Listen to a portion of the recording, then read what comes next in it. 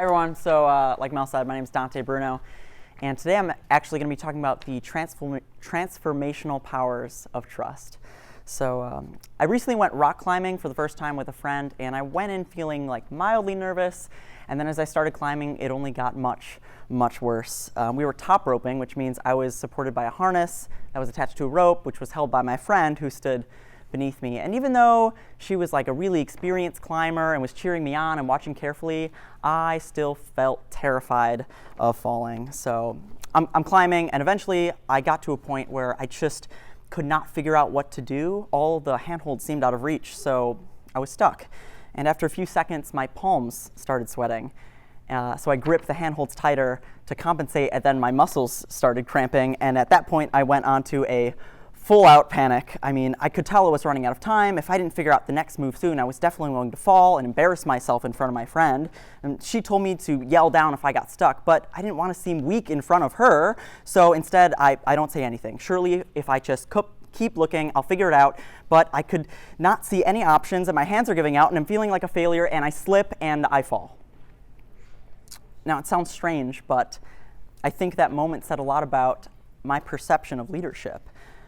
To me, it's glaringly obvious that I was lacking in one area specifically, which is trust. I first experienced what trust can do by singing in a choir my freshman year here. You see, when you open your mouth to sing, you actually exercise incredible amounts of trust. Singing out in a room full of your peers can be petrifying. Every time a song starts, you have to trust they'll actually sing too and not leave you exposed. Every time a chord forms in the music, you have to trust everyone will sing in the right note and make harmonies. Every dance move made is a risk of looking silly if you're the only one doing it differently. It's not easy. In Glee Club, our director talks a lot about being connected to the songs emotionally. He says anyone can sing a song, but once you allow yourself to be vulnerable, that's when you create music. Being emotionally vulnerable is hard to do on stage, especially in front of people, but when everyone in the group does it together, the feeling is indescribable. That moment, 60 of your friends are so connected, you can feel everyone breathe together. You can hear the tenderness and emotion in each person's voice. Those are the moments that give you goosebumps. I'll give you one example. During spring break, our freshman year, we sang at the Vietnam War Memorial in Washington, D.C., and the last song in our set was a beautiful ballad based on the poem of World War II veteran. And about halfway through the song, our director just stopped conducting.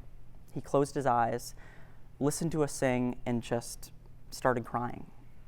We were all crying because every one of us felt the pain and the pride and the valor of that song. But more importantly, our leader felt those emotions with us.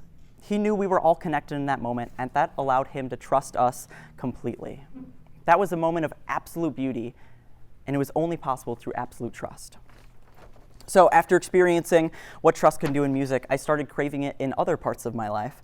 Up until that point, I had met people at Purdue, but no one I felt I could truly open up to. I still felt like I had to perform and be positive for everyone at all times. But after 2 semesters of bottling up my stress and anxiety, I was about ready to burst. So I made a leap of faith. I opened up to one person, hoping to God they wouldn't think I was crazy. One night, I sat with this person for hours, pouring my heart out to him, and did he make fun of me? Did he make me feel crazy for having these thoughts? Of course not. He did the opposite and shared his own struggles. He helped me realize I was not alone. He shared his perspective with me, and I was better off because of it. That one interaction changed the nature of our relationship, and it turned some guy into a lifelong friend. That night made me realize how important it is to communicate with people. I learned how unhealthy it is to suppress emotion and how healthy it can be to share them.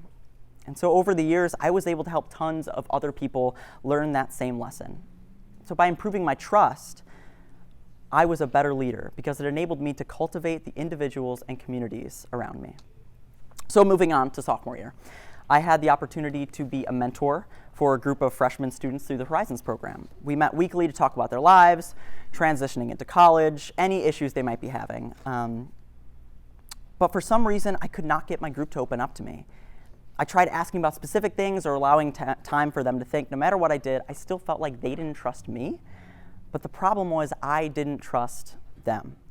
My advisor gave me some advice. He said, next class, start your discussion by opening up about something personal happening in your life. And so next week I tried it, and sure enough, that day, the group started talking about their struggles. And what made the difference was mutual vulnerability. Once they saw me being vulnerable, it okayed them to do it too. All it took was me taking that first step. And I'm so thankful I did, because it totally changed the dynamic of the group. Up until that point, I hadn't done much mentoring at all. But once the line of communication was open, it enabled me to properly lead that group and allowed them to rely on each other. We became a community of support instead of just a collective of people. So let's return to that day on the climbing wall. Eventually, I gave up after refusing help and was lowered down in shame. My friend pointed out to me the whole time I was stuck, there was another handhold just around the corner from where I was. So from an outsider's perspective, there was an easy solution, but I never knew because I refused to communicate. I refused to be vulnerable, and I refused to trust. And what was stopping me from doing so? Some crazy notion that a real leader can figure it out. A real leader is strong and tough, and a real leader doesn't need to ask for help. Well, all that perception has ever done for me is keep me from experiencing moments of beauty, and keep me from deeper relationships, and keep me from doing my best. Now, I want to say, I know trusting people is hard. Taking that first step, showing the first sign of vulnerability, letting go of control, it can feel almost unnatural. And maybe it is, but in my experience, the transformational powers of trust far outweigh the risks. Trust can turn songs into music. They can transform acquaintances into friendships, or a collective into a community. And I believe trust can turn anyone into a better leader. Thank you.